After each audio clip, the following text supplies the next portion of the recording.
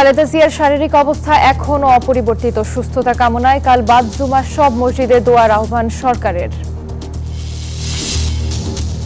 এবারে নির্বাচন হবে ঐতিহাসিক, জানালেন প্রধান উপদেষ্টা। পুলিশ কর্মকর্তাদের দায়িত্বশীল ভূমিকা পালন করার নির্দেশ।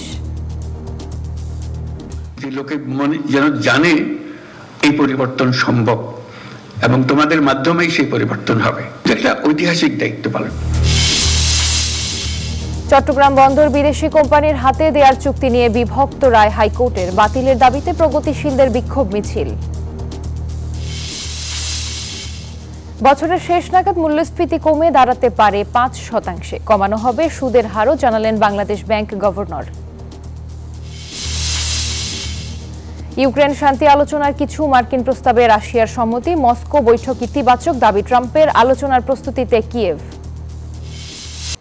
স্বাগত নিউজ 24 সংবাদে, আপনাদের সাথে আছি আমি জান্নাতুল ফেরদৌস রুবা। দেখছিলেন বিআরবি কেবলস সংবাদ শিরোনাম। এবারে বিস্তারিত। রাজধানীর বসুন্ধরার এভার কেয়ার হাসপাতালে চিকিৎসাধীন সাবেক প্রধানমন্ত্রী ও বিএনপি চেয়ারপারসন বেগম খালেদা জিয়াকে দেখতে এসেছেন যুক্তরাজ্যের বিশেষজ্ঞ চিকিৎসক রিচার্ড বিল।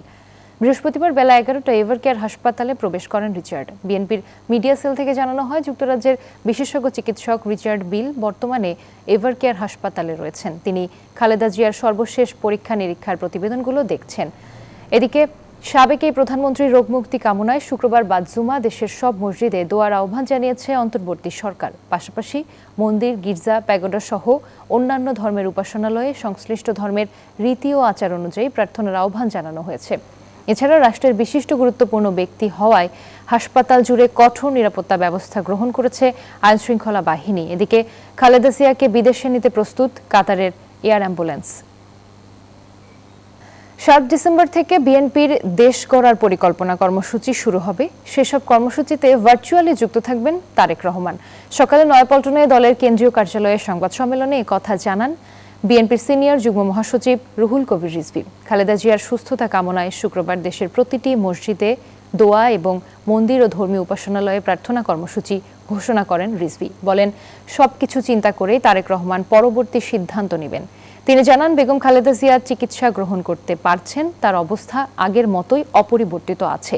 বিএনপি চেয়ারপারসনের সুস্থতার জন্য দেশের মানুষের পাশাপাশি আন্তর্জাতিক সম্প্রদায়ও দোয়া করছেন এবং খোঁজ খবর রাখছেন বলেও জানান তিনি। আগের মতোই চিকিৎসা চলছে, তার অবস্থা অপরিবর্তিতই রয়েছে। তিনি চিকিৎসাধীন রয়েছেন, তিনি চিকিৎসা নিতে পারছেন। জাতির প্রত্যাশা এবং আন্তর্জাতিক সম্প্রদায়ও উদ্বিগ্ন এবং উৎকণ্ঠার সাথে তার শুশ্রূষা এবং তার যে সুস্থতা সেটা কামনা করছেন, যাতে দ্রুতই তিনি সেরে ওঠেন। জুলাই অভ্যুত্থানে ইন্টারনেট বন্ধ করে গণহত্যার মামলায় সাবেক প্রধানমন্ত্রী শেখ হাসিনার ছেলে সজীব ওয়াজেদ জয়ের বিরুদ্ধে গ্রেফতারি পরোয়ানা জারি করেছেন ট্রাইব্যুনাল। বৃহস্পতিবার দুপুরে এই আদেশ জারি হয়। এর আগে সজীব ওয়াজেদ জয়ের বিরুদ্ধে তদন্ত প্রতিবেদন দাখিল করা হয়। এদিকে সাবেক তথ্য প্রযুক্তি প্রতিমন্ত্রী জুনাইদ আহমেদ পলককে আগামী 10 ডিসেম্বর ট্রাইব্যুনালে হাজির করার নির্দেশ দেওয়া হয়েছে। একাধিক মামলায় গ্রেফতার হয়ে কারাগারে রয়েছেন পলক আর জয় পলাতক। দুজনের বিরুদ্ধে অভিযোগ আমলে নিয়ে এসব আদেশ দেন আদালত।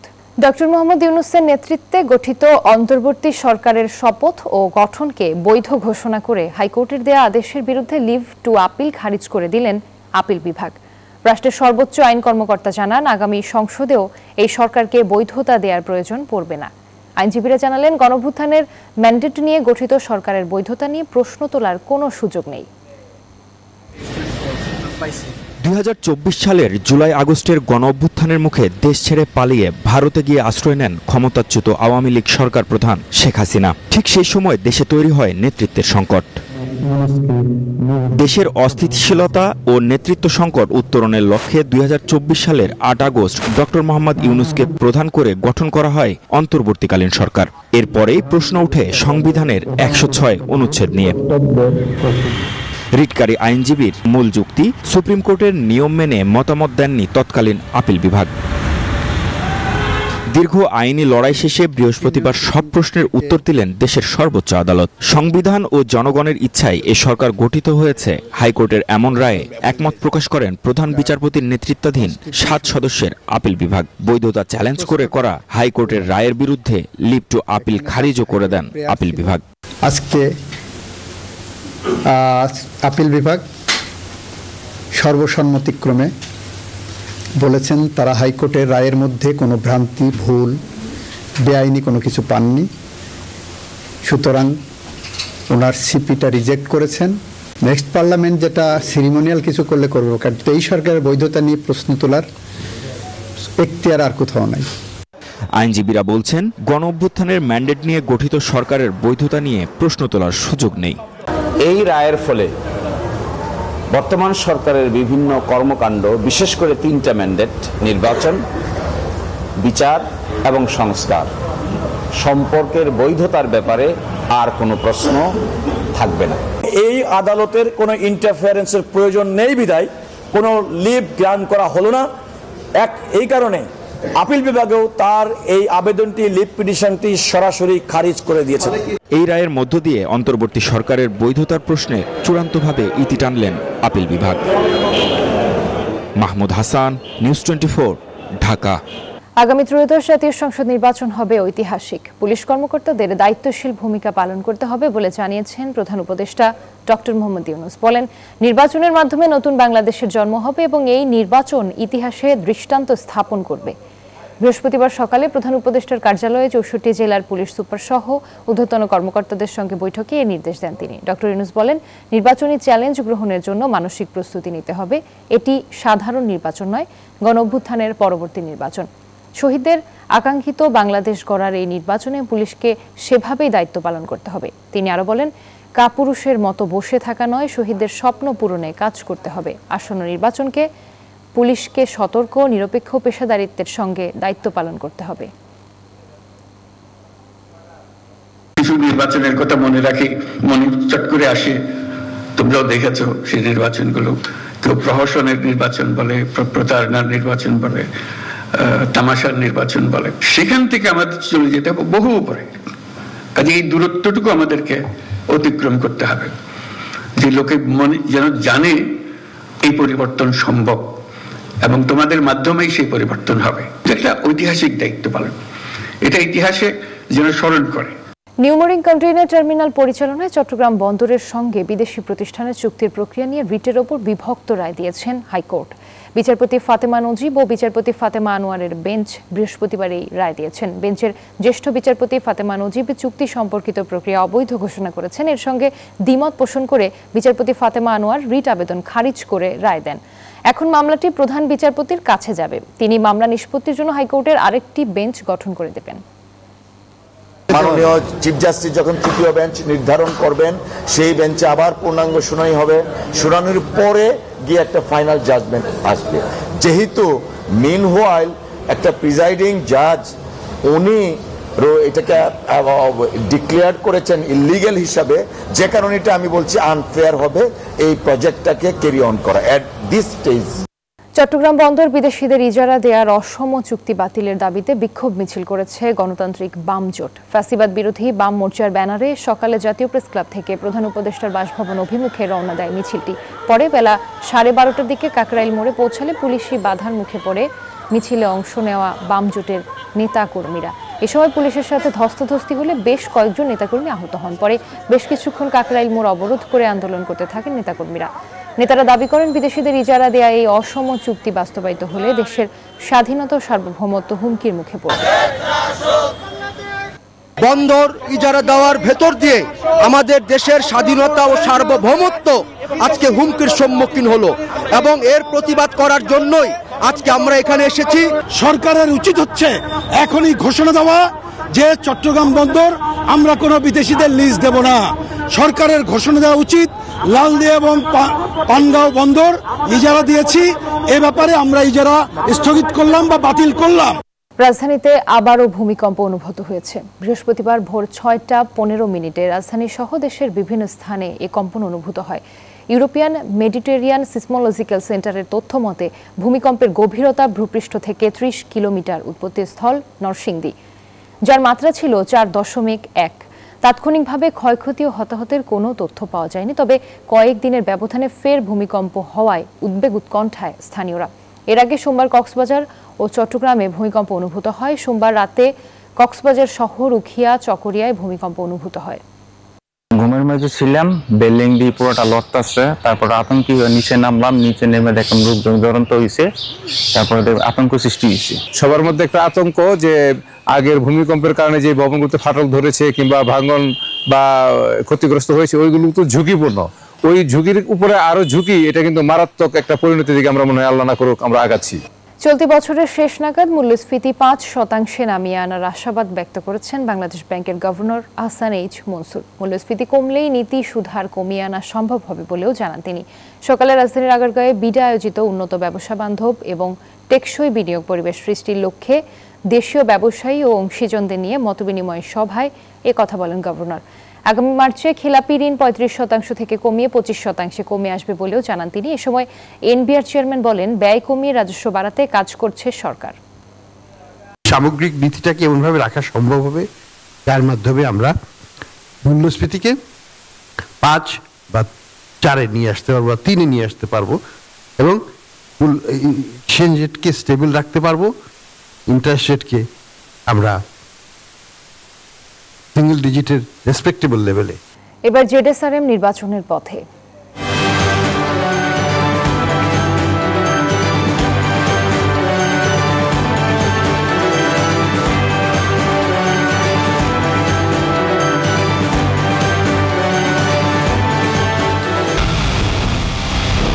পুরো দেশের মুখে হাসি ফোটাতে নিজেকে হতে হয় স্ট্রং আর মনোবল হতে হয় স্পার্ক জিরো। জেডএসআরএম 25 বছরের পথ চলায় নিরাপদে রাখার। কুষ্টিয়ার ৪ সংসদীয় আসনে বইছে নির্বাচনী হাওয়া। এসব আসনে জয় পেতে মাঠে ময়দানে চষে বেড়াচ্ছেন বিভিন্ন রাজনৈতিক দলের সম্ভাব্য প্রার্থীরা। তবে সব আসনেই বিএনপি প্রার্থীর সাথে জামায়াতের প্রার্থীর হাড্ডাহাড্ডি লড়াই হবে এমনটাই মনে করছেন অনেকে। দীর্ঘ সময় ভোটের মাঠ থেকে দূরে থাকলেও জয়ের ব্যাপারে শতভাগ আশাবাদী বিএনপির মনোনয়নপ্রাপ্ত প্রার্থীরা। তবে সৎ ও যোগ্য প্রার্থীকেই জনপ্রতিনিধি নির্বাচিত করতে চান সাধারণ ভোটাররা। দর্শক, বিএনপি চেয়ারপারসন বেগম খালেদা জিয়াকে বিদেশে নিয়ে যাওয়ার জন্য কাতার আমিরের বিমান, কাতার এয়ার অ্যাম্বুলেন্স প্রস্তুত রয়েছে। চিকিৎসকদের সম্মতি পেলেই তা কাতার থেকে রওনা হবে। পররাষ্ট্র মন্ত্রণালয় এ বিষয়ে জানিয়েছে। এ বিষয়ে আরো খবর জানাতে যুক্ত হচ্ছেন আমাদের সহকর্মী প্রমা চৌধুরী। প্রমা, খালেদা জিয়াকে বিদেশ নেওয়ার বিষয়ে আমরা এরই মধ্যে জানতে পেরেছি, পররাষ্ট্র মন্ত্রণালয় থেকে আর কি কোনো তথ্য পেয়েছেন? রুবা, এই মুহূর্তে আমি আছি পররাষ্ট্র মন্ত্রণালয় এবং পররাষ্ট্র মন্ত্রণালয়ের পক্ষ থেকে কোনো কিছু না জানা গেলেও কাতার দূতাবাসের পক্ষ থেকে জানানো গিয়েছে যে বিএনপি চেয়ারপারসন খালেদা জিয়াকে বিদেশ নিয়ে যাওয়ার জন্য দেশটির আমিরের বিমানের কাতার এয়ার অ্যাম্বুলেন্স প্রস্তুত রয়েছে এবং চিকিৎসকদের সম্মতি পেলেই সেটি কাতারে রওনা হবে। এবং পররাষ্ট্র মন্ত্রণালয়কে কিন্তু এই বিষয়ে জানানো হয়েছে বলে সেখানকার কর্মকর্তা আমাকে জানিয়েছে। এবং এই মুহূর্তে পররাষ্ট্র মন্ত্রণালয়ে আছে এবং পররাষ্ট্র উপদেষ্টা এই বিষয়ে কথা বলবেন কিনা সেই বিষয়ে কিন্তু সাংবাদিকরা প্রশ্ন করবেন। আমরা জানি যে এই মুহূর্তে কিন্তু চিকিৎসকরা কিভাবে নিয়ে যাবেন বা কি প্রক্রিয়ায় নিয়ে যাবেন সেই কিন্তু প্রক্রিয়াটা আমরা জানতে পেরেছি যে কাতার এয়ার অ্যাম্বুলেন্স প্রস্তুত আছে এবং সেটার সঙ্গে কিন্তু তাকে নিয়ে যাওয়া হবে। এবং তার পাশাপাশি বিবিসি নিউজের মতে কিন্তু জোবাইদা রহমানের ঢাকায় চলে আসার একটি সম্ভাবনাও রয়েছে এবং সেই বিষয়ে কিন্তু পররাষ্ট্র মন্ত্রণালয় কথা বলবে এবং পররাষ্ট্র উপদেষ্টাকে সাংবাদিকরা প্রশ্ন করবেন। এই ছিল পররাষ্ট্র মন্ত্রণালয় থেকে আমার হাতে পাওয়া সর্বশেষ তথ্য, যেখানে আমরা জানতে পেরেছি খালেদা জিয়ার একদম শেষ পরিস্থিতি এবং তাকে কিভাবে কাতারের এয়ার অ্যাম্বুলেন্সে নিয়ে যাওয়া হবে। প্রমা, আপনাকে ধন্যবাদ। এবার মধুমতি ব্যাংক পিএলসি অর্থ বাণিজ্য সংবাদ।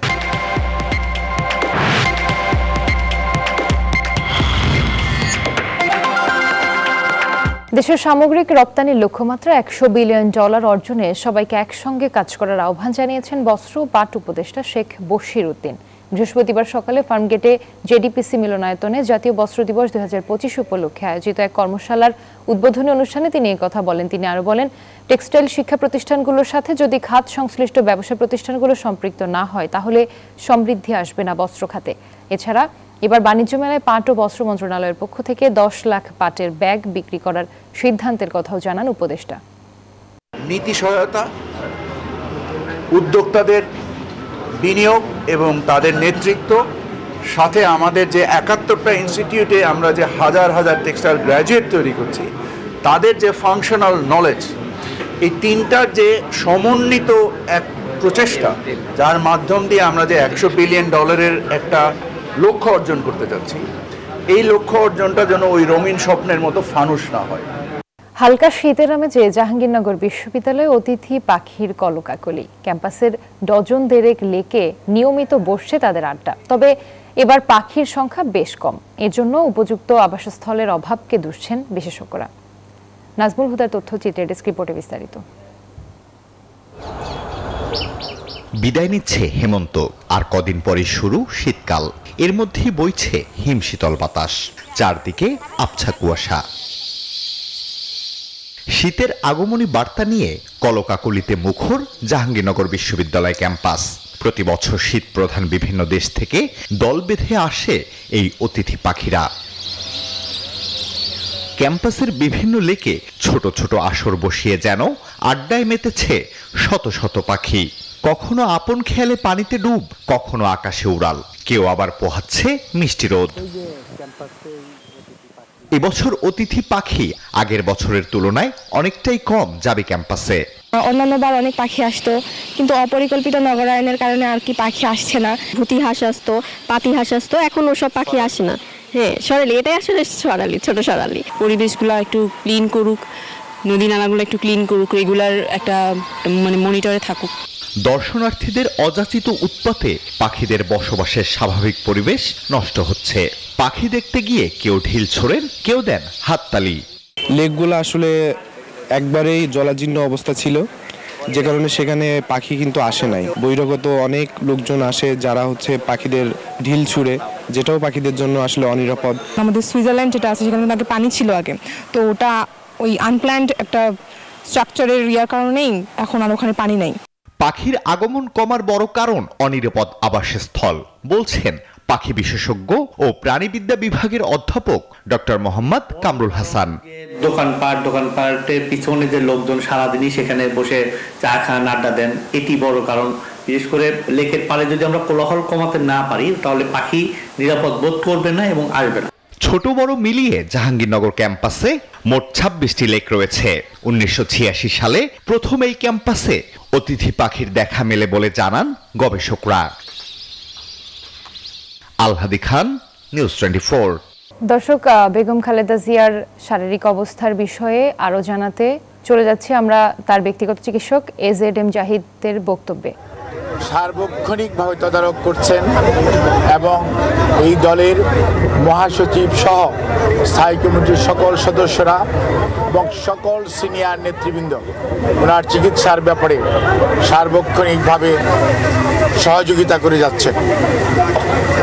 আর এই পর্যায়ে দেশনেত্রী বেগম খালেদা জিয়ার চিকিৎসার ব্যাপারে আমরা আগেও আপনাদের মাধ্যমে দেশবাসীকে অবগত করেছি।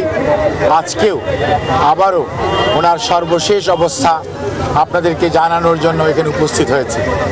আপনাদের মাধ্যমে দেশবাসীর কাছে আমার উপস্থাপনার পূর্বে কৃতজ্ঞতা প্রকাশ করতে চাই দেশ এবং দেশের মানুষের অকুণ্ঠ ভালোবাসায় সিক্ত দেশনেত্রী বেগম খালেদা জিয়া আজকে ওনাদের কাছে দলের পক্ষ থেকে, পরিবারের পক্ষ থেকে আমরা ধন্যবাদ জানাই, কৃতজ্ঞতা জানাই, যাতে যারা ওনার জন্য দেশে বিদেশে সুস্থতার জন্য যার যার ধর্মমত চেষ্টা করে যাচ্ছেন।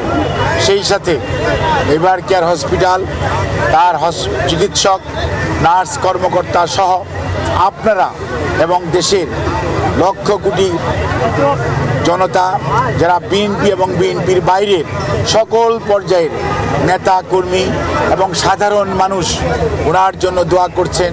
সেজন্য আমরা বাংলাদেশ জাতীয়তাবাদী দলের পক্ষ থেকে, ওনার পরিবারের পক্ষ থেকে সবাইকে আমরা ধন্যবাদ জানাই, কৃতজ্ঞতা জানাই এবং আল্লাহ রাব্বুল আলামিনের কাছে আমরা ওনার সুস্থতার জন্য সবাই দোয়া করব এই আশাবাদ ব্যক্ত করে আপনাদের মাধ্যমে দেশবাসীকে অবগত করতে চাই। আজকে গতকালকে এবং গত রাত্রে দেশনেত্রী বেগম খালেদা জিয়ার মেডিকেল বোর্ডে professor doctor Shahabuddin Talukdar, professor doctor Nuruddin Ahmed, professor doctor FM Siddiqui, professor doctor AQM Mohsin, professor doctor Shamsul Arefin এবং professor doctor Ziaul Haque, professor doctor Zafar Iqbal, professor doctor Abu Zafar Mohammad Saleh এবং professor doctor brigadier Mohammad Saiful Islam সহ দেশের বাইরে থেকে professor doctor Richard Bell and professor doctor Shakil Farid সহ এবং professor doctor Goldstone, professor Patrick Kennedy, professor Jennifer cross, they are all from UK, এবং USA থেকে professor doctor Haibur Rahman Lulu, professor doctor Rafiquddin Ahmed, professor doctor John Hamilton, professor doctor Hamid Rab, professor Christos Georgiadis এবং আমাদের people's republic of চায়নার Kunming university hospital এবং বেইজিংয়ের national heart ইনস্টিটিউটের সর্বোচ্চ পর্যায়ের বিশেষজ্ঞ চিকিৎসকদের সমন্বয়ে গঠিত মেডিকেল বোর্ডের সর্বসম্মত সিদ্ধান্ত মোতাবেক এবং দেশনেত্রী বেগম খালেদা জিয়ার বর্তমান শারীরিক অবস্থার আলোকে আমরা ইনশাআল্লাহ যদি সব কিছু ঠিক থাকে আমরা কাতার রয়্যাল এয়ার অ্যাম্বুলেন্সের মাধ্যমে দেশনেত্রী বেগম খালেদা জিয়াকে আজকে এই মধ্যরাত্রির পরে অথবা আগামীকালকের সকালের ভিতর ইনশাআল্লাহ আমরা ওনাকে ইউকেতে অর্থাৎ লন্ডনে ওনাকে একটা নির্ধারিত হসপিটাল আমরা ঠিক করেছি, সেখানে আমরা ইনশাআল্লাহ ওনাকে নিয়ে যাব।